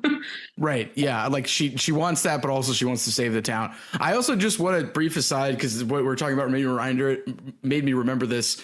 I love that he doesn't save a lot of the big moments for line breaks when he's writing these. And the phone thing, John, made me remind of it, where she has the phone and she like drops it in a puddle, and then like she saves somebody from getting hit by a bus, and the bus goes over the phone and shatters it. And this happens like in one sentence. It doesn't happen in like a bunch of line breaks. And that's like the best way to do jump scares in prose, because like line breaks are fucking overrated, and he does use them and he uses them well, but all of the actual scares are like in the middle of a sentence. Dude, like, yes, and it gave me like whiplash as a reader. Yeah. I would have to do double takes sometimes, like, wait, what just happened? Yeah, exactly. And and he definitely knows what he's doing, because that's the point. Like, and you would do it if you watched it in a movie, but like it would have been hacked to just make it a line break. Like, oh, and now the phone goes over it, but it's like actually in the sentence is like, that's the appeal. Like it works that way. Yeah. Going back though to Jade as like a fan, I think Graham Jones is like aware of that like tension between like wanting the slasher to happen, not wanting it to happen. Like that's definitely what's generating a lot of the anxious feelings we have when we're watching a horror movie, is like, attraction, repulsion. I have my eyes, but no, I can't look away. And do I want this to happen? Do I not want this to happen? Am I enjoying this experience? Do I hate this experience? But I think that's was his way of sort of reconciling being into horror, like as a quote, like not bad person or something at the end. Yeah, like a normal person. Okay, as much as I fucking hate everyone here, I don't want to see this whole town burn down. You know, like I'm not a horrible person. So I think like that's sort of his commentary on that, because he seems aware of. Yeah. The only people who we see die, and I personally had no negative feelings about one way at all, was the two Dutch people at the beginning of the book. Yeah, they also die kind of like off screen. We will say, if we I mean, that's again kind of like in terms of like the POV. Like if we saw that happen, like we would lose the twist at the end. Yeah. It was sort of found footage-esque opener. Yeah. Which makes sense too, because what happens is one of the Dutch teenagers leaves their phone and accidentally records them getting killed, but in like a sort of like you can hear it, but you don't see it. And so then Jade finds the phone, because we haven't even talked about this. Jade does try to kill herself in like her first big scene. And when she gets found, the sheriff finds the Dutch phone and assumes that it's hers. And so that's how she ends up with the phone. So one thing I do want to talk a little bit about, aside from how much I would love to just read a book or see a movie that's just like scene after scene after scene of Dutch people being murdered in increasingly Baroque ways. The Dutch slasher. Yeah. So that's what I'm going to become. If I was a slasher, that would be what I would do. I'd be avenging, like the whole thing, the whole country of the Netherlands existing. That's Spain. That's the rightful property of the King of Spain. But I did want to talk a little bit about like the way sex appears in this book, aside from the abuse. Right. Because I think there's something really interesting again about like Jade as final girl, in that Jade is like, I mean, for obvious reasons, like kind of asexual throughout most of the book. But I think something Jones does really, really well is portraying like the fact that she actually is still like a sexual person. Right. And she does still like have attraction, and she is still like, she has not like lost this part of herself because of this bad thing that has happened to her. It's just repressed. Because I think, I think about the way her relationship with the character who she keeps referring to as Shooting Glasses plays out, who's this kind of like young-ish, like, like I'll just say like early 20s, like construction worker. I think he's also native too, but like we're not told that until later. So we don't really learn. We don't even learn his name. Yeah. She never learns his name. But like they have like, I think, a very sweet relationship. Like he like saves her from the suicide attempt because she shows up, rambles about slashers, and tries to kill herself in the lake in like the first 100 pages. Yeah. But then like they keep running into each other, and then at the very end, he saves a bunch of people. And I don't know, I really like the way that their relationship plays out in the book. I think there's something just very sweet about it. And I think that Jones just does a really good job, like writing a character who's like kind of falling in love, but doesn't realize it. Yeah. And I think that that's also, I think that there's definitely like an implication that Jade's kind of in love with Letha. Yeah. And I think that those feelings might be mutual too. The way that she writes about Letha is always so funny because she's like talking about like her hair looks like a shampoo commercial, which I just found very funny. Yeah, and that thing about her house having like a air melatonin dispenser, like melatonin is just being dispersed into the air. Yeah, so yeah, I think Jones does like a really good job like working in first person, but I guess, like, for lack of a better term, like Jade is an unreliable narrator. Yeah. Like Jade does not know what her own feelings are a lot of the time. And I think Jones like does a really good job handling that. Yeah. And I think that works with the assigning who the killer is, being paranoid with authority. I know, Kara, we talked about before we started recording about when she thinks Letha's the killer. And I think it like that those two things work together really well. Do we want to talk about Letha a bit? Because I feel like she's the main other character I'm interested in this book. Yeah, we should probably talk about her a little bit because she's kind of only viewed from the outside from Jade's perspective. So Letha is, again, Jade's convinced she's the final girl. She is a wealthy teen who has moved to Proof Rock, Idaho, like from somewhere near Boston, I guess. I think New England somewhere. Her dad is an incredibly wealthy man. From an athlete, right? Wasn't he an athlete? Yeah, he's like a former football player. But I don't know like what I think he's made his money somehow in like media since then because he owns all the movie rights and stuff. Right. But I think it's really interesting that the character Jade becomes really fixated on as a final girl. Letha's black. Yeah. Which is unusual. Like, I can't think of a black final girl off the top of my head. Well, that's what Jade said to herself. Yeah, at least not in like a movie that's intentionally like subverting that for like. Yeah, Jade is, I think the name of a slasher where there is a black final girl, but I forget the name of it. Oh yeah. Cracking her brain like this is possible, right? You know, because she sees her and immediately thinks final girl because she's so perfect. But I mean, I think that the way that Graham Jones like contrasts them, especially based on appearance, is very interesting because they meet in the bathroom where Jade is like very haphazardly applying what she deems the community eyeliner that is at the skank station. That is placed on top of a mirror or something like that in this bathroom. And she has her hair dyed a new color every week. And super like messy. At one point she shaves it off at the end because she just like gets tired of it or it gets too damaged or something. In the beginning, she has orange hair, but she meant for it to be blue. And she's applying this eyeliner like really heavily. And then in walks Letha and she's like looking like she's out of a hair commercial. Yeah. And I forget how else she initially describes her, but basically like beautiful, perfect, angelic. And of course, she's being incredibly nice to Jade on top of that, which just like adds fuel to the fire almost. It just like almost pisses Jade off how she's being on top of the fact that she's just like physically perfect. So yeah, like I definitely felt like there was a lot of contrast between the two, just like on a visual level, like their style and physical attributes.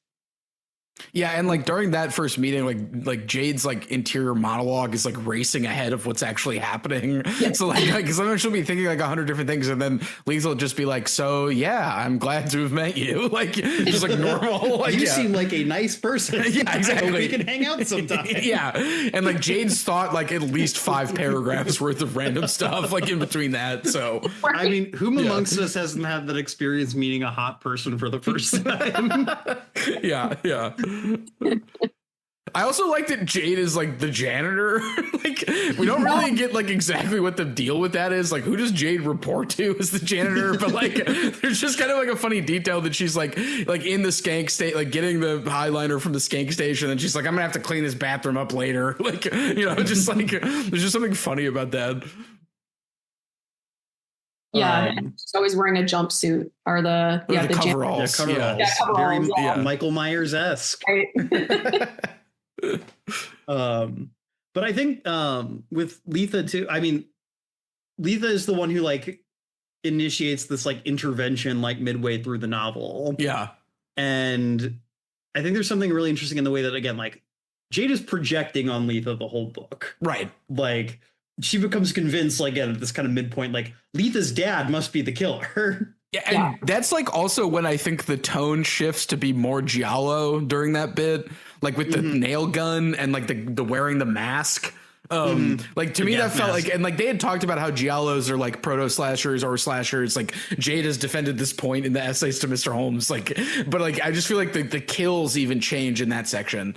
No, definitely.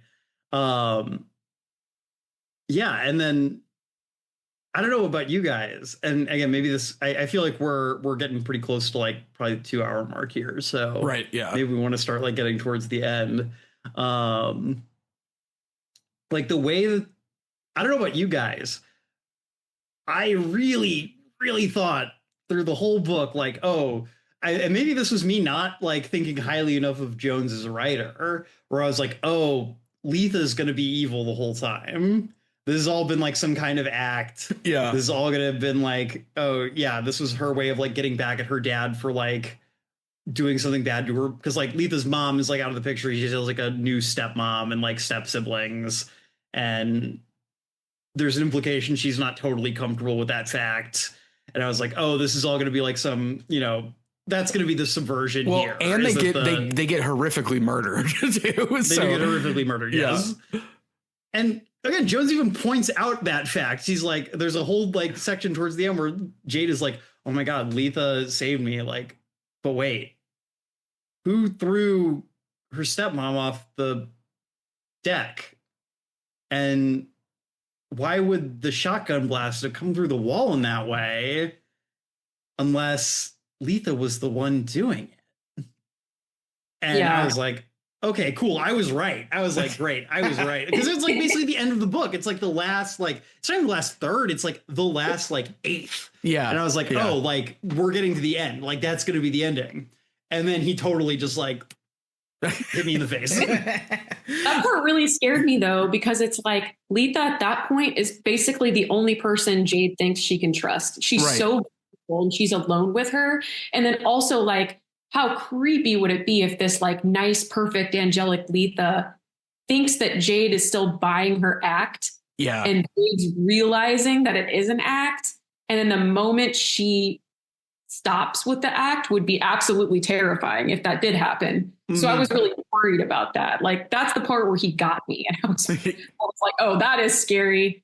Well, and like to your point, Kara, that like the thing that's scary there, it's more than just like, oh, Jade's in physical danger. It's that the lesson Jade has learned over the course of the book that she can trust people. Yes, exactly. Is bullshit. Yeah. Right.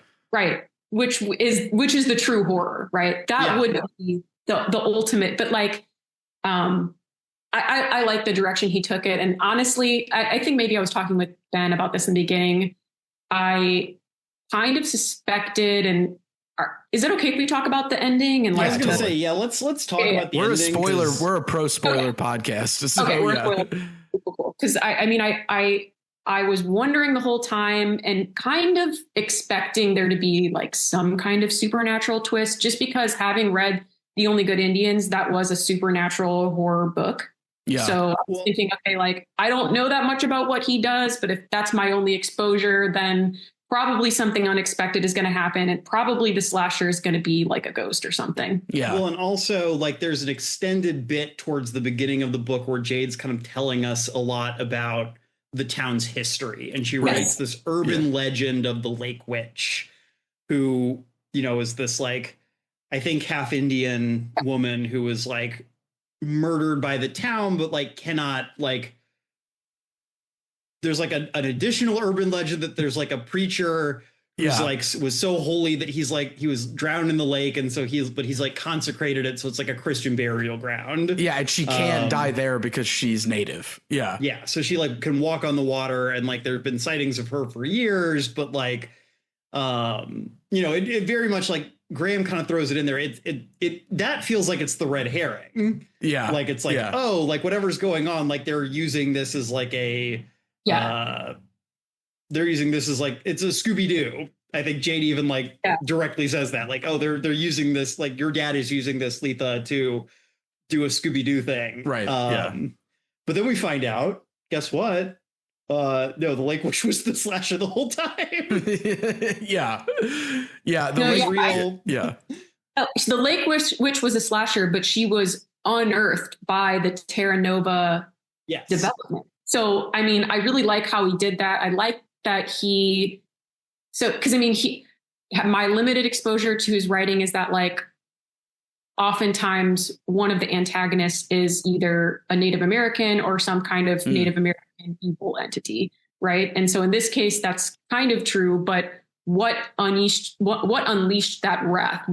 What has made that character justifiably very, very upset? And it's like, this is like rich development, or this like colonial development that's happening. And that I think that's supposedly like what made her rise up again, is like the drilling and stuff.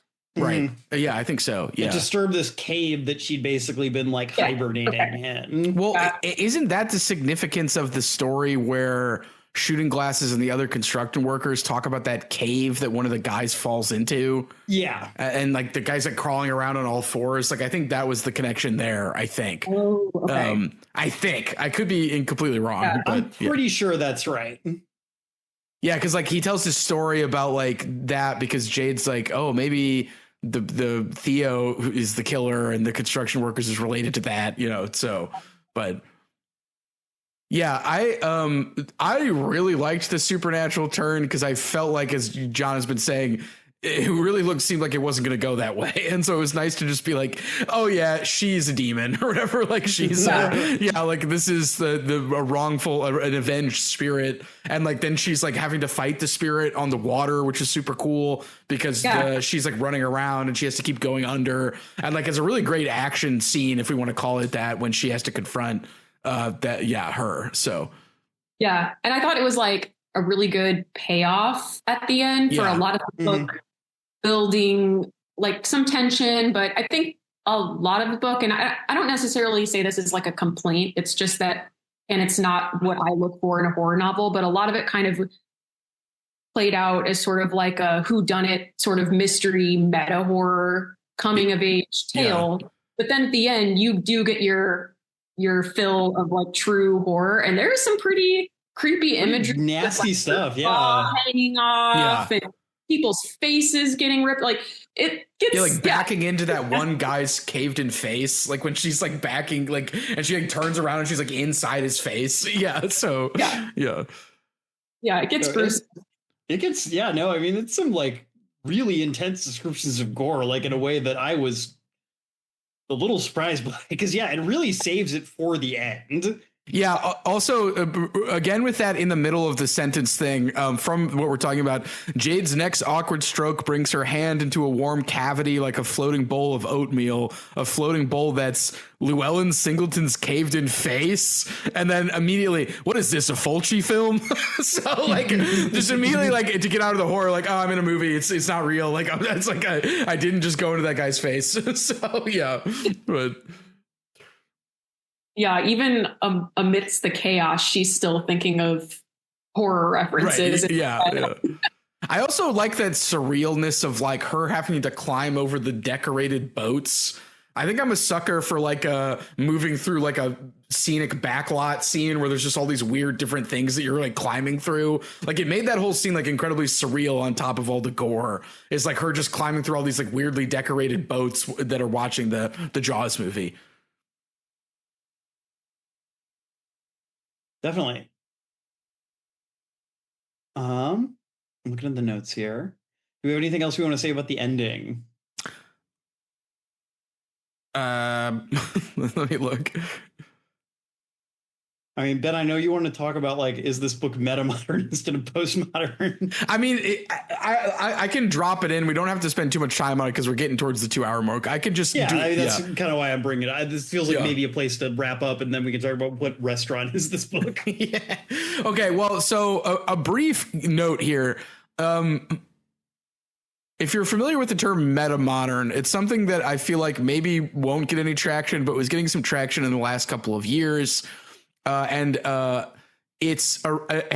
in some ways people attempting to make a new thing happen after postmodernism. And the point is that like you're using postmodern to say something sincerely. Now, this is what apparently David Foster Wallace was trying to do with Infinite Jest. And so much like when you're trying to name a new thing, you have to like find back categories of it. And so people are like, oh, David Foster Wallace is metamodern. Rachel Cusk also gets some references metamodern, where it's like the idea that we're all aware of what we're doing here, but we're still going to be sincere about it. And so I think Scream is a nice postmodern slasher because like it's pretty much all like reflexive trope stuff, and it's good, and it can still say good things about it. But I wondered if this book wasn't quite metamodern because of the ending, where one, it just says, oh yeah, the supernatural is definitely real. It's not all in Jade's head. And two, she effectively grows up in that scene that I mentioned where she has the like comedy, tragedy earrings and she throws them in the lake. As in, like, there's more to life than just tropes and slashers and just comedy tragedy. Like, there's just being an adult, like being a person. And so I think that move, as well as the move with the bear, which John mentioned, which we didn't talk about, it's almost like attempting something sincere that could only be done as a result of all this trope reflexive stuff. Now, you can take that for however you want to take it. I just found myself being resistant to metamodern as I heard about the concept. And then I read this book. I'm like, okay, I'd call this metamodern. Like, and it's not in like a bad way. It's just, this is the first thing I would think of. I'd say, yeah, I think this is it. And if you read Stephen Graham Jones' Wikipedia page, he gets referred to as being a part of New Sincerity, which I think is another way of talking about metamodernism. But it's also something that was levied at David Foster Wallace as well, interestingly enough. So I don't know. I just thought I'd put that in there if anyone's interested in looking up. I'm not like about to say like metamodern is the next great thing, but it's something I was thinking about with the ending. So yeah, shout out to Stephen Graham Jones for being a sincere Gen Xer. One of the very few. Yeah. Yeah, I mean, I can't disagree with that assessment. I kind of found myself a little, I'm just going to use taken aback by, how kind of like flatly like positive this book feels at the end. Yeah. Aside from all the people who died and were horrifically mutilated. Like, yeah, their blood was emptied into the lake. Yeah. So, and maybe it's because I was reading the book kind of with this feeling and, kind of at the forefront of my mind the whole time, like, oh, we're going to do a mean-spirited twist where Letha's the killer, and maybe Jade is going to still learn like valuable lessons, but that lesson is going to be tinged with like this idea like, oh, you can't trust the people you want to trust. Yeah. Like the beautiful people are bad.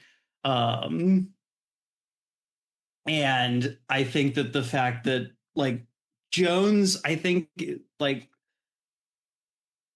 there are like parts of this book that are very straightforwardly nice and have like nice messages where again it's like, yes, you are more than the bad things that have happened to you. Yeah. Yes, community and like trust in other people is good. Basic pro-social messaging, which we can all get behind to some degree. Right. There's also stuff that's really like uncomfortable and weird and that I still like don't know how to feel about it. Like what this book is maybe saying about like race in America, what this book is saying about like legacies of violence. Like I know we talked a little bit about it, but again, kind of the idea that like, oh, I was reading this book as like kind of like white people are the slashers to like, oh, Native American people are the slashers, but maybe that's justified. Like, I don't know what to make of that. I don't have like a clean answer for that. There's something there about like kind of the sincerity in some places and then the ambiguity in others that I find very productive and very interesting. Yeah, definitely. I think that's why this book works as well as it does. Yeah. I really liked how you said all of that, John, and I agree. And I think that's a lot of what I look for, like in a horror experience, because you want that release, but you also want the piece of media, the book or the movie, like to be humanistic and to say something like sort of positive and hopeful about humanity, but also like on the other hand, like, yeah, I don't know, the world's really fucked up. So there's going to be we have to explore that as well. So I like that this book had both. Yeah. Yeah. I don't know. I think I'm thinking back to the last book I know the three of us all read, which was Negative Space by B.R. Yeager. Oh, yeah. Yeah.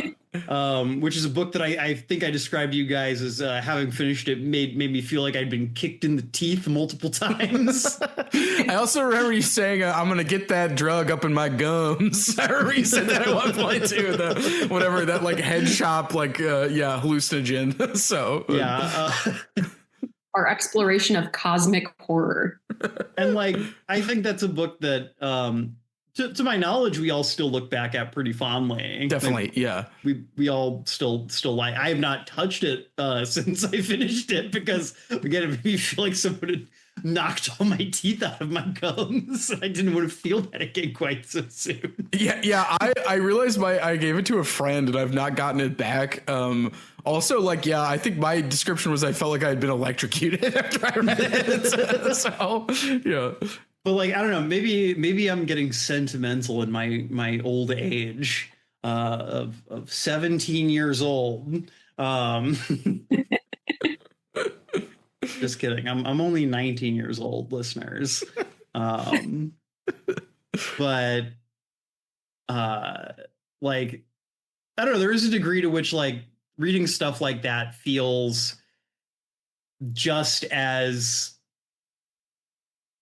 I'm not going to say silly, but feels just as like melodramatic and kind of overstating as like the most saccharine, like hopeful, like hope punk book that I could read. Like, yeah, sometimes it's really nice to indulge in like negative feelings and like the ugly parts of life. But I think that as I get older, the more I realize like, oh, it's not all one or the other, even if that does sound like really hacky. Well, and I think that this book, I think this book illustrates that well. Yeah, I agree. Also, to quote, I think Dan's review of it, friend of the pod, Dan, which was, "Who cares that your town sucks? Grow up." Dan was very upset that I told him that he should read that. So, but I think is Negative Space, not My Heart Is a Chainsaw, because both books could technically be summed up on the same in the same way. I was going to say that could work for either one. But well, yeah, it was about Negative Space originally, but I feel like to John's point, like I think this is a little more. Yeah, it's like trying to do both things at the same time as opposed to just do one. So yeah, but yeah, I always think of Dan's review of that, and I'm just like, I mean, he was right. Like, so. But, yeah, I agree. I think like My Heart Is a Chainsaw and books like that, where there's both the good and the bad going on, are a much more like mature perspective, but it's like more difficult to pull off. It's a lot easier to write one way or the other. You have to have seen both sides of life to really be able to write like convincingly on that. Right, exactly. Well, anything else? Oh, do we want to talk about what restaurant this book is? Yeah, we should end with the restaurant question. Yeah, so what restaurant? So I have my answer. I'm going to go first. I feel like this restaurant... Can we get a little background on where this question is coming from? Yeah, actually we should. Yeah, so Caro, why did you ask this question? Well, I think you asked it on a prior, more recent episode of the podcast, and I thought it was funny, and I like comparing media to restaurants sometimes. And I think recently I compared a book I read to Olive Garden, but like in a positive way. Like, just serve me up some slop. I love it. Like, this is delicious. Yeah. What episode was that? Yeah. So John, this is when I compared A Court of Thorns and Roses to Chipotle. Yeah. Okay, I feel sad for not remembering. No, I mean, it was, we said a lot of that episode, but I like Kara's point though, because sometimes you can't do that. Yeah, I would say restaurant wise, this feels like one of those like metal brunch establishments that are run by like two very well-meaning Gen Xers, and it's maybe like a little sticky, but the food is good. So it's like you're getting like metal themed brunch, like, like Black Sabbath bacon and eggs or something, and like it's a good experience. Maybe it's a little sticky, but they mean well. So that's for those of you who live in St. Louis, Ben is referencing the Crow's Nest in Maplewood. Okay, but you know what restaurant I was kind of thinking of when I thought about what restaurant this book would be is that there's actually a metal pizza place on Morganford in St. Louis. Okay. And I was sort of thinking this book might be that, but I've only been there once, and so I can't really speak to like the quality of the food, but the food would be pretty good, I would say. Yeah. Like, it's not like a high-end restaurant, but it's also better than like it's a more novel experience than a fast casual chain for sure. Yeah. Okay, I have I think I'm gonna do a little bit of a I don't know what the word I'm looking for here is. I'm gonna zip off from what you guys are doing. I'm gonna be the cool contrarian of the podcast today, and I'm gonna say this is a Waffle House, but it's a Waffle House in a small town late at night. Ooh, where it's like, it's the people who don't really give a fuck working there, but the food's still good. Like, it's the Misfits Waffle House. And you can smoke in there somehow. It's the place where no one who could get a job except at Waffle House late at night are. Waffle House is so Gen X too. I can't explain it, but just like those late night diners are so Gen X. Do you remember the Anthony Bourdain Waffle House where he's just like incredibly drunk, just being like, "This is great." like he's like, "This is excellent." He has like his very purple prose about how great Waffle House is. This is a St. Louis thing, but I actually went to Uncle Bill's last night at 7 p.m. to have breakfast for dinner. Is that the one that's not closed, right? That's the one that's still open. Yeah. The one that's still open. Because the other one is being like remodeled by a Terra Nova like agency. The one in St. Louis. I didn't know that. That's crazy. I thought it was done for good. So. Oh yeah, there's a real estate company that's remodeling the one in the city. Anyway, for listeners who are not from St. Louis or familiar with Uncle Bill's it's sort of like a local pancake Waffle House-esque. Yeah. And it used to be open like 24 hours. Yes. Yeah. I think the one that I went to might still be open for 24 hours. I'm not really sure, but it was a really cool experience because I hadn't gone out for breakfast for dinner in a while, but I recommend it because when it's dark outside and you're having coffee and pancakes and typical breakfast foods, it's a very like surreal experience, but also those types of restaurants tend to be very liminal because there's not very many people working there. Everyone who is there just seems like they're in this like in between, like, I don't know. It felt like being in an airport or something. Like it just felt very not real. Yeah. People. So I think Uncle Bill's at night could be like My Heart is a Chainsaw. And I thoroughly enjoyed both experiences. So yeah, I definitely get what you guys are saying about like the metal brunch thing, just in terms of like, this sort of like carefully balanced like irony versus sincerity thing that I feel like only a true Gen Xer can do. Yeah, and it's just like, it's like feels weird saying it's like, yeah, I'm going to the metal brunch, but when you're there, it's a good time. So yeah. I always have a nice time when I'm there. Yeah. 4 millennials ruined everything and then just went to full-blown sincerity. Yeah.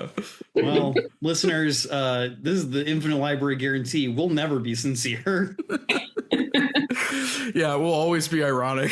So all right. Well, Kara, thank you so much for joining us today. This was so much fun. Yeah, thanks for having me. This is very fun. Great. Yeah, it's like I said, we were like, gotta get Kara on the pod, and this is the perfect book. So yeah, we'll have to have you back on again sometime soon. Let us know if you have like a book you want to come on and talk about. Maybe another horror. I don't know. Or maybe I need to break out of my mold a little bit. Challenge myself. We'll see. Yeah, we will see. Right. Well, I guess like just as a way to like close out, Kara, just since it's your first time on the podcast, like, are you reading anything right now you want to plug for the listeners? Yeah, any plugs? I didn't even think about the opportunity to give a plug, but I do want to give some plugs. Right now, I'm reading a book. I'm in the middle of a horror book, specifically a cannibalism book. So I'm guessing it's going to be more in the body horror direction of things, called Lamb. But I'm only like 50 pages in or something like that. So I can't really speak to that book, but I'm enjoying it so far. More recently, things that like off the top of my head that I've read recently that I enjoyed. One being like, I was surprised by how much I enjoyed it, but I do think it will be a controversial suggestion. So like, I don't necessarily think that everyone will like it in the way that I did. There was a book that I read recently called Intercepts by the author TJ Payne. And I just like read about it in some like Reddit forums or something, or on TikTok, maybe heard about it and thought like, okay, yeah, I want to give that a shot. I ended up getting COVID. And so I basically could do so. That was one of the books I read, and I was shocked by how much I loved it. So it's actually like a self-published novel. It is getting picked up by a publisher. I think I just saw something about that, but when you get it, you're going to be like, oh, because it's like, yeah, you can tell that it's like a self-published book, and it doesn't have like the look and feel of like the high-end published books. So I felt like I was like, maybe I'm like taking a chance on this a little bit. I've never heard of this author before. Some people were sort of saying like, oh, it's not really a horror book. It's more of a thriller, whatever. I loved it. I thought it was like, if you're looking for a book that's actually like creepy and scary, like it's going to scare you, and it's going to, it's going to be, but also it's going to have like other elements like, big evil government human experimentation facility, and like guess what, things go badly, but there's also supernatural elements in it, which I loved. I thought it was like a little bit light in the way of like, if you're really into like character development and dialogue, like it's not it doesn't like go deep in that direction. Like it's pretty, the prose are very like, it's written very simply. Okay. I think he described his writing as like lean, which I would agree with. Yeah. But I kind of like that for horror, especially contemporary horror. Sometimes I feel like books can try to do too much and get embellished to the point where it doesn't feel suspenseful anymore, or like maybe you don't really know what's going on. I think when he does like less, he does more with less, I think. Nice. And I think it kind of works that he kept the writing very, very simple. It actually sort of made it a more scary and suspenseful and immersive experience for me. So that would be my plug. On the total other end of the spectrum, like if that's not your thing and that doesn't sound like you, but you also like want to read a horror book, I've also read Blood on Her Tongue, was another horror book that I read last month that I really enjoyed. I'm going to look up the author right now, but that is a gothic horror. So nice. If you're, into something with a little, the writing is like maybe a little bit more interesting and elegant, and very different subject matter, but equally horrific and pretty scary.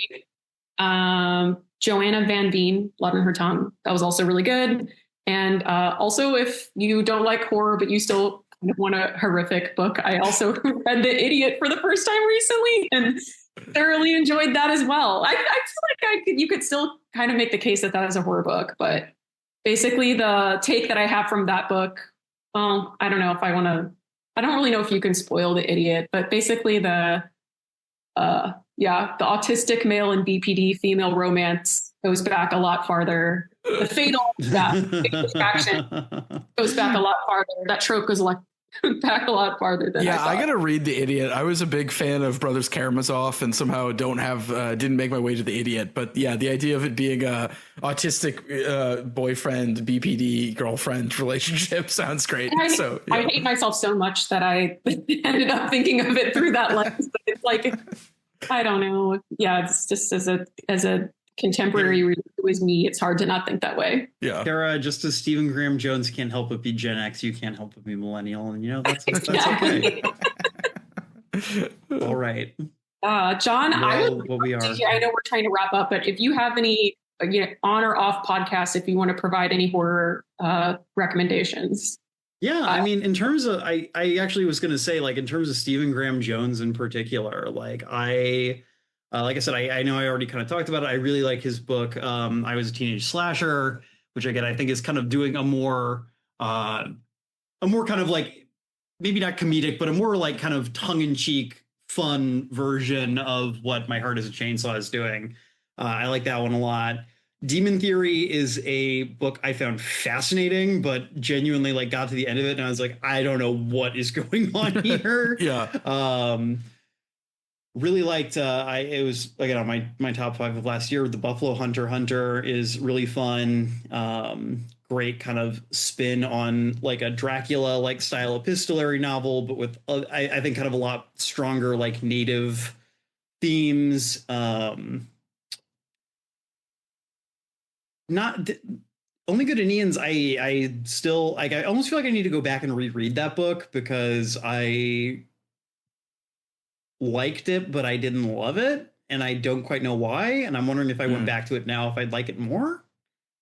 But yeah, that's what I got for Stephen Graham Jones at the moment. Haven't read any other horror off the top of my head that's really sticking out right now. But Kara, if I think of anything after the show, I'll let you know. Yeah. Okay, cool. I did read Burn You the Fuck Alive, the B.R. Yeager book that came after Negative Space, which I ended up liking, although I feel like it plays like an experimental film version of Negative Space, where it's like all of Negative Space, but like chopped up, and there's like pictures and the things are shorter and longer. Well, there's some like pretty upsetting stuff in there. There's also just like a straight up like erotica story called The Poison Nurse, where he was basically just like, what if I wrote erotica? And it's weird.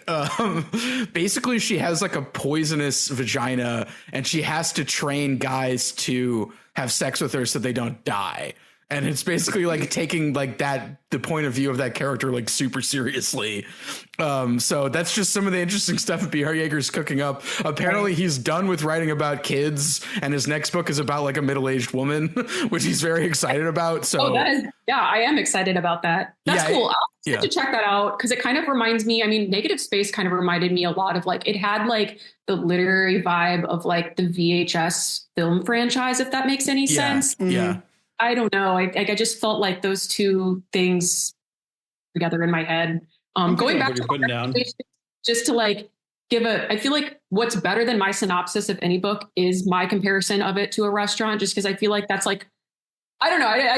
I feel like I could say what I thought about them, but I'll just tell you that the Intercepts book I think that is the one I compared to Olive Garden. Actually, I think it's Olive Garden. So like, it's good, but it's, it's not like it's not high art. Okay. But when you're there, do you feel like family when you're reading Intercepts? Yeah. I felt very at home. Nice. And I would say Blood on Her Tongue is like a steak that you made at home with like some okay mashed potatoes where it's like, wow, that was good. It's like a homemade. Nice. Okay. Yeah. Wonderful. All right. Well, listeners, thank you so much for joining us. We'll be back in 2 weeks to discuss Wormwood by Poppy Z. Bright. Until then, thank you for listening to the Infinite Library. I'm your host, John. I'm your host, Ben. And Semper Books. Semper Books. Semper Books.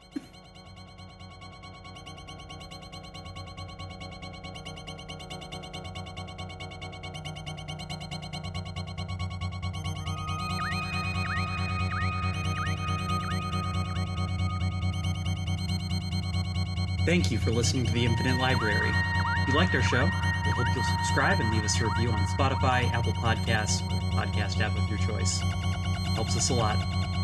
If you want to follow us on social media, we can be found on Twitter, Instagram, and Blue Sky at Infinite Library Pod.